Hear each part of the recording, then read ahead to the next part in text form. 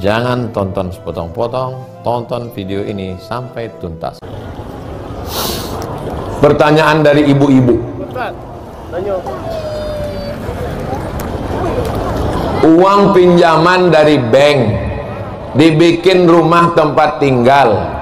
Apakah rumah tersebut haram untuk kita sholat, Pak Ustadz?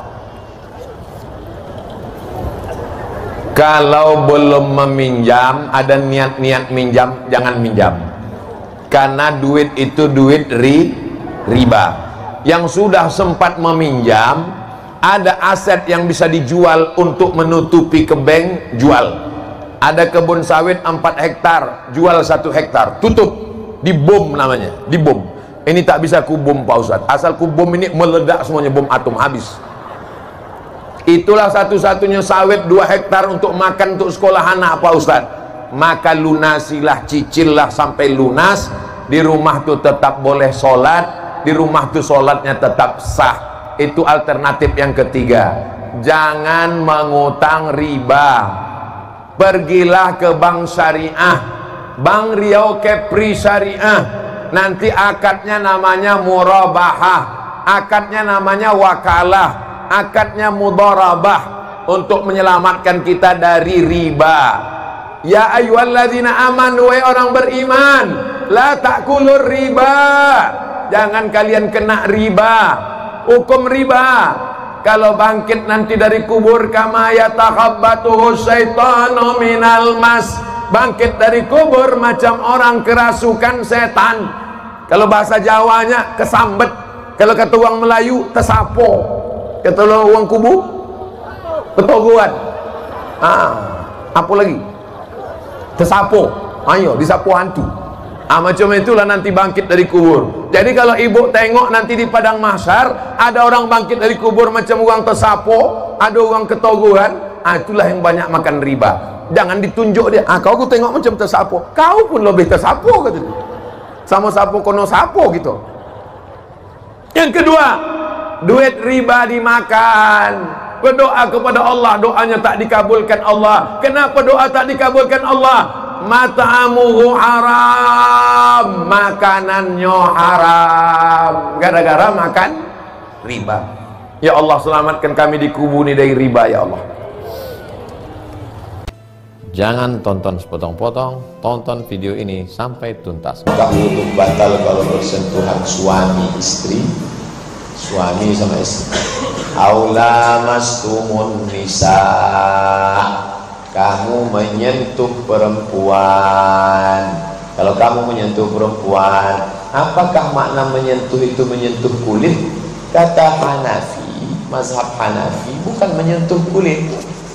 Lalu apa makna menyentuh di situ? Maaf, cakap jima. Karena Quran itu bahasanya bahasa halus, bukan bahasa porno.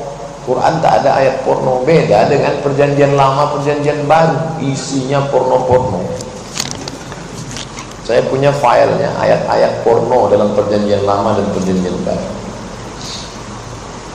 La mastumun nisa, kalau berhubungan baru batal. Kalau sekedar menyentuh tak batal, kata mazhab Hanafi. Kalau mazhab Syafi'i, ini Syafi'i, asal menyentuh batal. Saya gendong anak, pas mau pergi berangkat pagi, tentu saya serahkan anak saya ke istri saya. Aku mau pergi kerja, gendong anak. Pas mau serah itu tersentuh, batal. Syafi'i bertolak belakang. Syafi'i mengatakan asal sentuh batal. Hanafi mengatakan jima baru batal. Nah, yang pertengahan Maliki. Kata Maliki, kalau sentuh tak bersahwat tak batal. Tapi kalau menyentuh bersahwat baru batal. 3 mazhab dalam masalah ini. Yang ini mengatakan bersahwat tak batal. Jima baru batal. Yang ini mengatakan bersahwat tak batal. Asal bersentuh batal. Sedangkan Maliki pertengahan, bersahwat batal, tak bersahwat tak batal. 3 pendapat. Buka kitab perbandingan mazhab. Ustadz kemana? Saya pilih Syafi'i. Dalam masalah ini saya pilih yang ekstrim, Syafi'i. Kenapa Ustadz pilih Syafi'i? Karena mazhab Syafi'i yang paling aman. Di mana letak amannya? Saya kasih contoh. Saya pegang, tersenggol saya istri saya. Habis itu saya sholat. Allahu Akbar. Datang setan berisik. Abdul Somad, wudhu kau batal. Saya bilang, tak batal. Aku tak bersahwat. Ada sahwat kau tadi sikit. Nampak cara dia masuk ke dalam. Tapi begitu tersentuh, saya langsung berwudhu sampai mati, dia tak bisa goda saya. Abdul Somad, kau bersahwat, aku sudah wudhu. Nampak? Tapi saya tak menyalahkan kawan-kawan saya yang dari Muhammadiyah, mereka pilih Maliki. Kalau bersahwat batal, kalau tak bersahwat tak batal. Tak pernah saya salahkan. Banyak kawan saya, Ustaz Saidul Amin kawan saya, Ustaz Zulfadli, tak pernah kami saling menyalahkan masalah itu. Dia tak pernah ngejek saya, somat tu ekstrim tu, senggol sikit aja wudhu, tak pernah. Lama kami berkawan, saya pun tak pernah nyenggol dia. Ini tentang masalah lapang hati dalam berbeda pendapat dalam masalah wudhu. Kalau batal, bolehkah saat mau tidur malam kita wudhu dengan mazhab Maliki? Boleh. Nanti mau tidur malam berwudhu dia pakai mazhab Maliki. Bedanya sama mazhab Syafi'i, kalau Syafi'i airnya sedikit aja, kepala lain, telinga lain. Kalau Maliki tidak, basahkan tangan, setelah basah pegangnya semua, sekali sih. Basahkan tangan dari kepala ke belakang, maju ke depan, nyambung ke telinga, sekali sih. Itu Maliki. Habis itu dipegangnya istrinya, dia tak bersyahwat katanya. Boleh Pak Ustaz? Dia tak apa-apa, karena dia melakukan campur mazhab di beda amal. Wuduknya Maliki, pas sholatnya Syafi'i. Imam kita tadi Syafi'i itu. Dari mana Ustaz tahu dia mazhab Syafi'i? Bismillahnya jahar, Bismillahirrahmanirrahim, itu Syafi'i. Kalau bismillahnya sir, Bismillahirrahmanirrahim, Alhamdulillahirabbil alamin, itu Hanafi dengan Hanbali. Kalau Maliki tak baca bismillah sama sekali. Allahu Akbar, Alhamdulillahirabbil alamin. Ini tentang masalah hukum baca basmalah. Anak kerja di bank BUMN, bagian bersih-bersih. Apakah anak dapat dosanya juga, Pak Ustaz? La'anallahu akilar riba, Allah melaknat yang makan riba, wa mukilahu yang diberi makan riba, wa katibahu pegawai pencatat penulisnya, wa syahidaihi menjadi saksinya. Saya sarankan carilah kerjaan lain yang tidak ada syubhat, yang bersih. Karena kalau kita makan yang syubhat, yang haram, menjadi hijab. Banyak pun kita berzikir terlinding gara-gara makan haram. Suatu ketika Ibrahim bin Adham makan korma. Biasanya bisa dia sholat maghrib di Makkah, sholat isya di Madinah. Malam itu tak bisa. Dia heran, kenapa padahal tak ada makan haram. Rupanya siang tadi dia makan, biasanya satu tumpuk korma itu 7. Dia beli, hari itu tukang jualnya salah hitung, dia buat 8. Makan satu saja yang begitu bisa rusak hijab kita dengan Allah. Jangan heran terhalang, gelap. Ilmu tasawuf bukan ilmu fikih, halal, haram, makruh, mubah, tapi dia ilmu menjadi penghalang, al-wusul ilallah, al-arif billah, menjadi penghalang untuk mengenal Allah. Ini ilmu namanya zauq. La ya'rif man lam yadhuq. Orang tak tahu kalau tak pernah merasakannya. Rasa, ilmu rasa. Bagaimana rasa Ustadz ketika minum teh di Jawa Barat? Pahit. Beda sama di Sumatera, tehnya manis. Lama saya termenung tadi, kenapa teh di sini tak ada yang manis?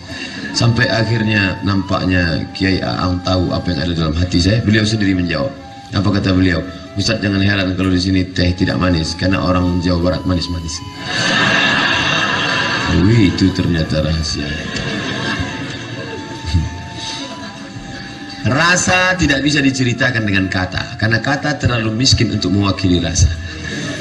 Oleh sebab itu ketika para ulama tasawuf bercerita tentang rasa, akhirnya dia didustakan orang. Anal haq. Maka disebut itu dengan syatahat. Allah fi jubbati, Allah dalam jubahku. Pada saat itu dia sedang bercerita tentang rasa. Bapak-bapak pun ketika cerita tentang rasa, istrinya nggak nyambung. Adinda, kan ku nanti kau 1000 tahun lamanya. Kata istrinya, abang bilang 1000 tahun, 50 aja udah batu. Karena rasa tidak bisa diwakili dengan, maka ungkapkanlah dengan la ya'rif man lam yatu. Oleh sebab itu, rasakan bagaimana makan nikmat, rasakan manisnya zikir. Tadi Kiai mengatakan bersenda gurau dengan Allah dalam hati orang beriman. Qalbul mu'min baina asabi ar-rahman. Hati orang beriman antara jari jemari Allah Subhanahu wa taala. Di dalam hati itu juga benci, dalam hati itu juga cinta, dalam hati itu juga marah, dalam hati itu juga bersemayam ma'rifatullah. Oleh sebab itu kita mau hati ini bersih, jangan sampai kena makanan riba, makan haram tadi. Kalla bal rana ala qulubihim. Ada satu titik dalam hati mereka, satu titik menodai hati mereka. Kalau kita beli kuali wajan putih dari aluminium, silver, yang pertama kali hitam adalah hatinya. Ketika kita letakkan mau masak dodol, yang pertama kali hitam adalah bagian tengahnya. Setelah lama-lama hitam-hitam, ujung-ujungnya telinganya pun hitam. Begitu juga kalau orang banyak makan haram subuhat ini, terus akhirnya hitam. Kalaupun dia punya jamaah, kalaupun dimuliakan orang, sebenarnya istidraj, sedang dimainkan oleh setan. Dipanjangkan umur, diberikan kuasa, diberikan jamaah banyak. Maka saya kalau sudah ketemu jamaah dalam hati saya, ini nikmat atau istidraj ini? Tadi keluar dari masjid, salam tadi dalam hati saya bilang, ini nikmat atau istidraj? Jangan-jangan aku sedang dimainkan Allah dengan sesuatu yang aku sangka nikmat padahal istidraj. Senantiasa muhasabah diri. Sanastadrijuhum min haitsu la ya'lamun. Kami permainkan mereka dengan istidraj. Kami panjangkan umurnya, kami berikan harta banyak, kami buat dia masyhur, padahal kami sedang mempermainkan dia. Na'udzubillah. Senantiasa muhasabah diri, senantiasa. Kalau kau sedang bersalaman dengan orang, tanganmu dicium orang, jangan pernah kau merasa kau lebih mulia. Orang yang mencium itulah lebih mulia, karena dia sedang mengamalkan sunnah Nabi, karena dia sedang memuliakan ulama. Adapun engkau belum tentu lebih mulia daripada dia. Ketika dalam hatimu ada terbersit bahwa kau lebih mulia, la yadkhulul jannah, tak masuk surga. Man kana fi qalbihi, siapa yang dalam hatinya mithqala habatin min khardalin min kibrin, ada sombong sebesar biji sawi. Ustaz, apa hak suami terhadap HP istri? Karena banyak pertengkaran gara-gara HP.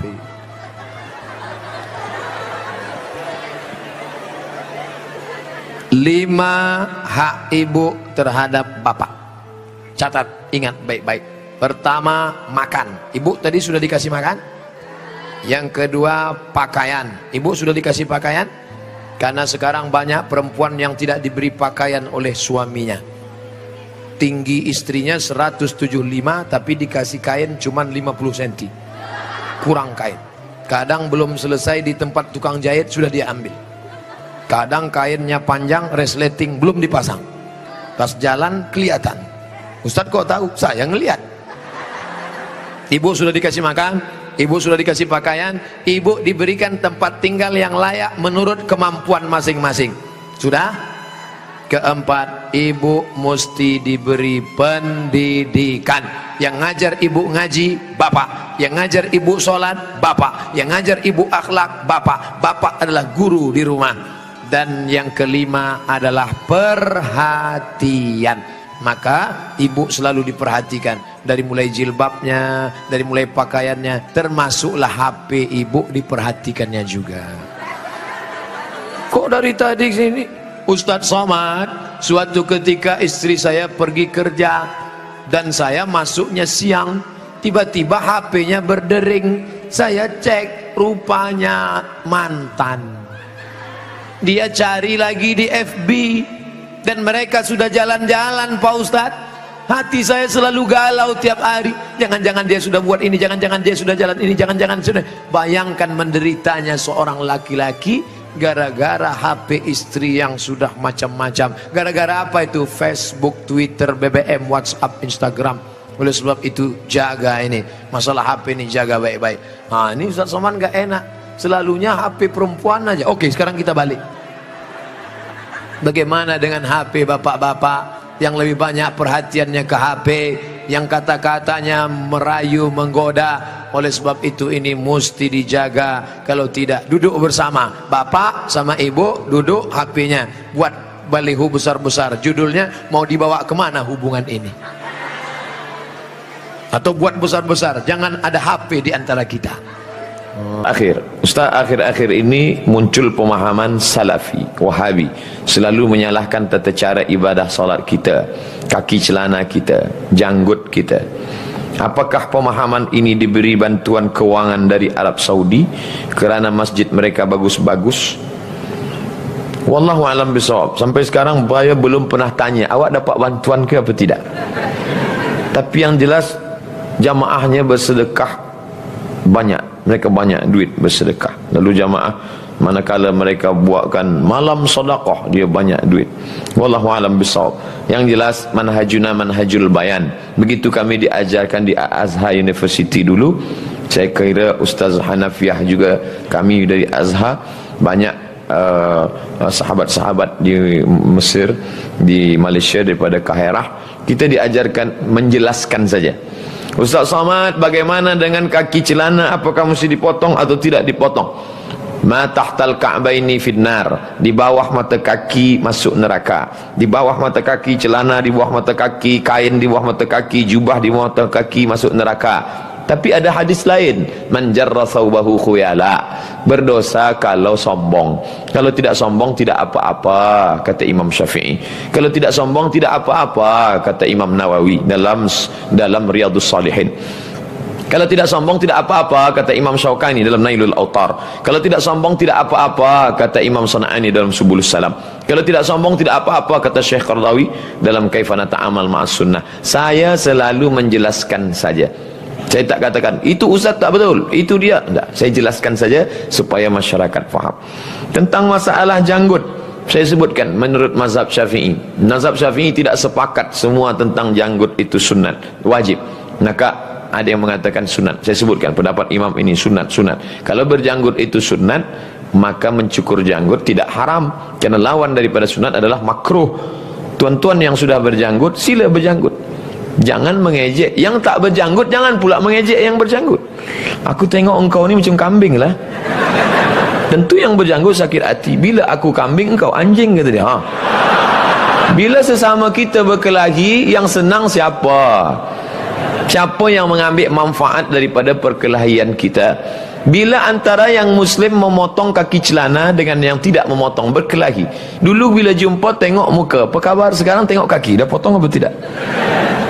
Yang sudah potong jangan mengejek yang belum potong, yang belum potong jangan ejek yang sudah potong. Ini nampaknya awak dah bertambah tinggi pula ni. Bila yang potong dengan tak potong berkelahi, yang potong kaki celana dengan yang tak gunting kaki celana berkelahi, yang tertawa yang tak bercelana. Mereka lah yang senang dengan perkelahian kita.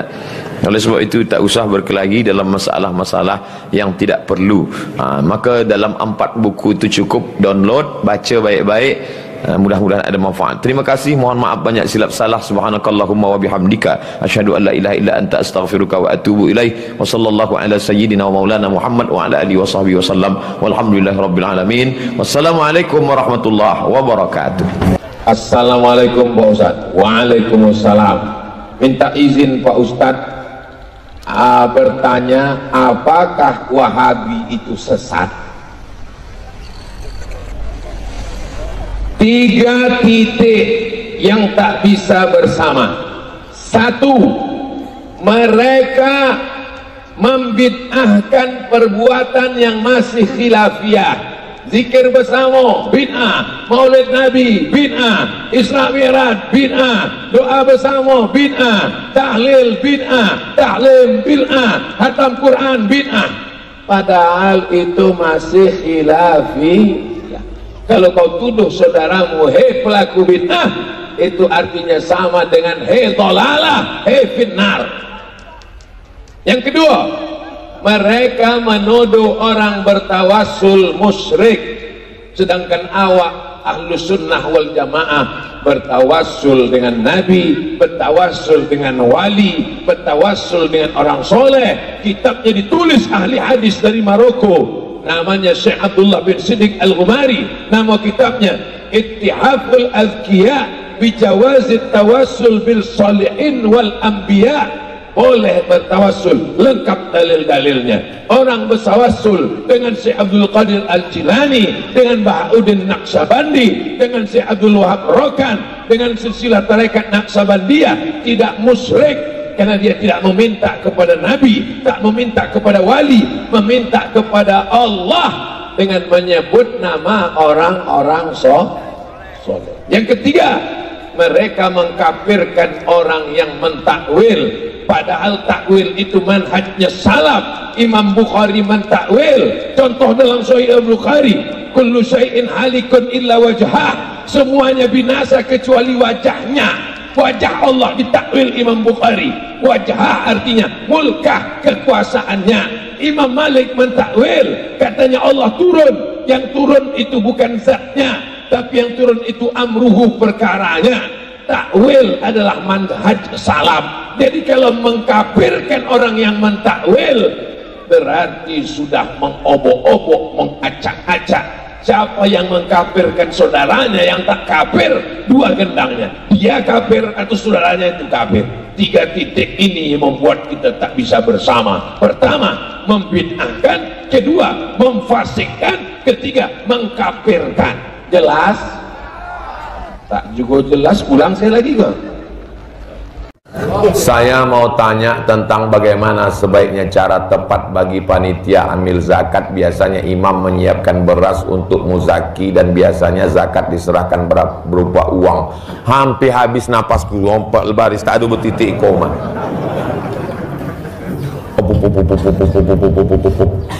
Ada mufti Mesir namanya Syekh Ali Jum'ah. Siapa namanya? Kalau tidak menengok Syekh Ali Jum'ah, tulis di Google tuh Syekh Ali Jum'ah. Di YouTube tulis Syekh Ali Jum'ah. Masih hidup orangnya di Mesir. Nama kitabnya Al-Bayan Lima Yushghilul Adhan. Kata dia, menurut mazhab Syafi'i itu zakat itu, fitrah itu dengan makanan pokok. Makanan pokok Nabi 4. Yang pertama gandum, yang kedua kurma, yang ketiga zabib. Zabib itu anggur kecil yang dikeringkan, namanya zabib, kita menyebutnya kismis. Yang keempat aqid, bukan suku akid, aqid. Aqid artinya susu kambing yang dijemur kering, mentega. Jadi tak ada beras. Jadi siapa yang membayar zakat fitrah dengan beras itu bid'ah, karena tak dibuat Nabi. Yang ada adalah makanan pokok. Kenapa mesti dikasih makanan pokok? Karena zakat fitrah itu untuk dimasak besok pagi. Semua fakir miskin mesti hari raya jangan ada yang lapar. Karena kalau dikasih dia duit, bisa duit itu dikunyah? Tak bisa. Ini alasan mazhab Syafi'i kenapa mesti dikasih makanan pokok. Di kampung tuh makan sagu, kasih sagu. Makan jagung, kasih jagung. Makan tiwul, kasih tiwul. Nek wis warek, wis royo. Dalam mazhab Hanafi, ughnuhum li hadzal yaum, itu dalil. Buat mereka hari ini mampu, senang. Dengan dikasihnya duit, maka dia bisa beli beras. Syekh Ali Jum'ah untuk zaman sekarang ini lebih condong kepada mazhab Hanafi. Dibayarkan berduit. Kenapa? Dengan dibayarkan duit, maka dia nanti bisa membeli beras. Kalau dibayarkan beras, bayar beras, dapatnya satu goni besar, dia perlu duit. Akhirnya beras itu dijualnya balik ke warung, malah harganya turun. Makanya kata Syekh Ali Jum'ah, untuk zaman sekarang pakai duit. Tapi saya Abdul Somad, dari sejak pulang Maroko 2008 sampai kemarin 2022, membayar zakat fitrah tetap pakai beras. Jadi kuncinya dua aja. Kalau mau pakai beras, bawa beras dari rumah. Saya sendiri yang membelinya di jalan Subrantas, sebelah kiri depan masjid.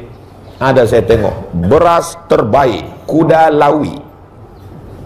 Bareh kok Pak, 125. Ayo, mana yang paling mahal, yang paling rancak, yang paling lama? Iko. Saya masukkan ke plastik hitam, saya timbang, saya bayar. Kalau mau bayar pakai beras, kita beli, bawa dari rumah, bayarkan. Kalau mau bayar pakai duit, bayar duit. Jangan diboli beras di masjid. Pemiliknya tak jelas. Pemilik beras ini siapa? Kecuali amil ini memang tukang jual beras. Itu bisa. Ada stoknya, ditumpuknya di belakang 1000 bungkus. Asal kita beli, jual. Aku jual beras ini, yo. Aku bayarkan anakku, yo. Aku beli jual beras ini, yo. Aku bayarkan untuk biniku, bisa. Tapi kalau beras yang satu itu dibungkus, aku beli untuk anakku, aku beli untuk biniku, aku beli untuk lakiku. Lama-lama kuyak. Diboli, yo. Diserahkan, iya. Waktu diboli lagi punya siapa itu? Pemiliknya kan tak jelas. Kalau mau bayar pakai beras, boli di pasar, di warung, di kedai, bungkus sendiri, bayar pakai beras. Kalau tak mau bayar pakai beras, bayar pakai duit. Jelas? Nah, meja ini pun rusak gara-gara berkat fitrah tadi. Masih Firasat. Ittaqu firasatal mu'min fa innahu yanzuru binurillah. Takutlah kamu dengan firasat orang beriman, dia memandang dengan cahaya. Ibu kalau bersih tulus memandang dengan cahaya Allah. Dulu guru saya di sekolah cerita begini. Ada seorang laki-laki, pesan dia ke bininya, kau kalau apapun yang kau buat, ucapkan bismillah. Dia mau memasak, bismillah. Dia mau mencuci, bismillah. Dia mau memandikan anak, bismillah. Rupanya lakinya ini agak jahat sedikit. Cemana supaya biniku ini mati. Dia ambilnya ular berbisa, dimasukkannya dalam tempat beras. Maksudnya biar supaya pas bininya nanti mau masak, dipatuk ular mati, supaya dia bisa macam tahu aja. Nah, akhirnya dimasukkannya ular berbisa ke dalam tempat beras tadi. Tiba-tiba pas malam itu dia balik ke rumah, ditengoknya masakan udah siap. Kok tak mati dia? Heran dia, kok tak mati? Ditengoknya tempat beras tadi. Mau menengok ular tadi apakah lepas? Tidak, di senternya lah. Senternya kan?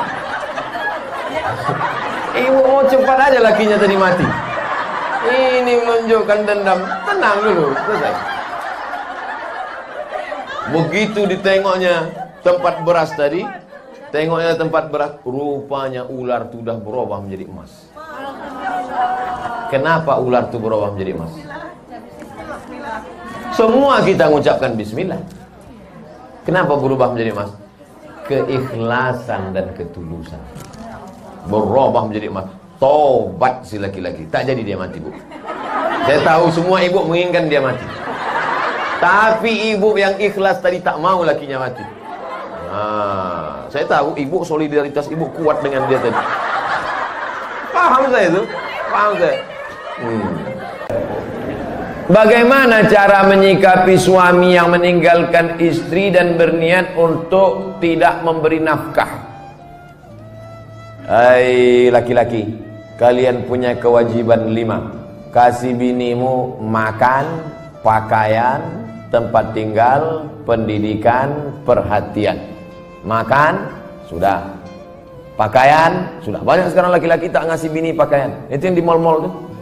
Ada yang kuyak, ada yang tak berjahit, ada yang resleting belum berpasang.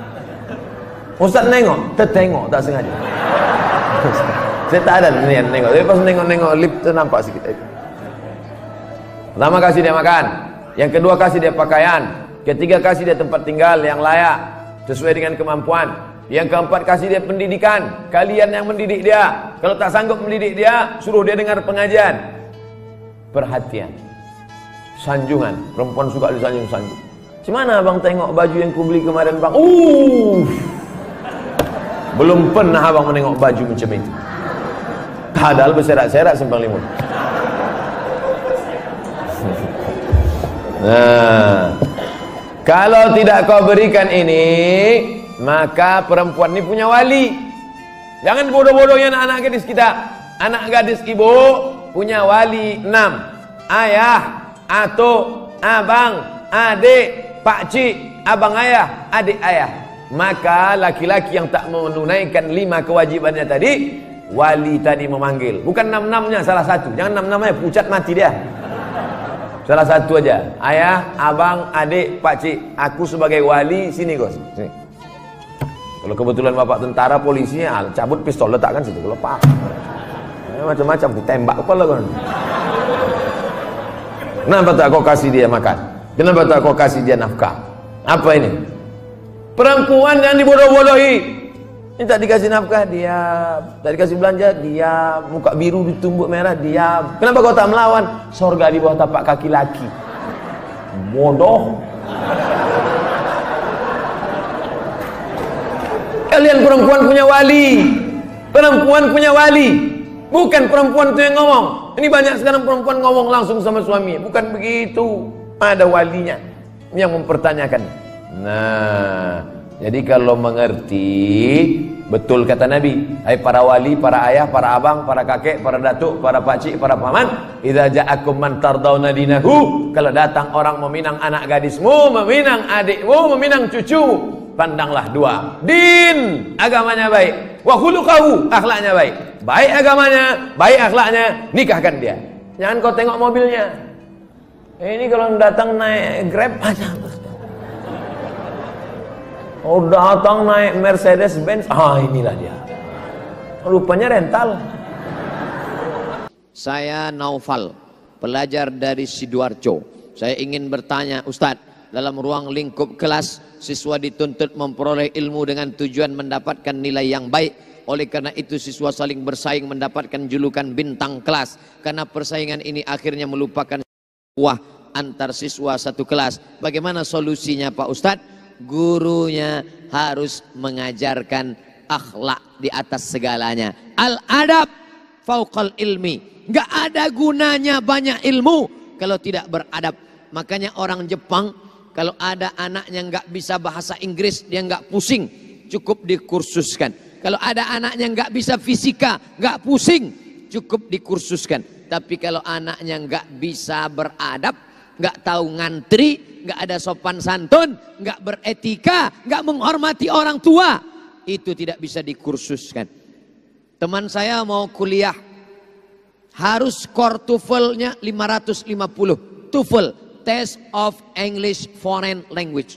Bingung dia, gimana caranya dalam waktu 6 bulan saya bisa menguasai bahasa Inggris? Nggak usah pusing, kamu tinggal pergi ke Jawa Timur, di kampung Inggris Pare. Pergi dia ke Pare, alhamdulillah 6 bulan pulang lancar bahasa Jawa.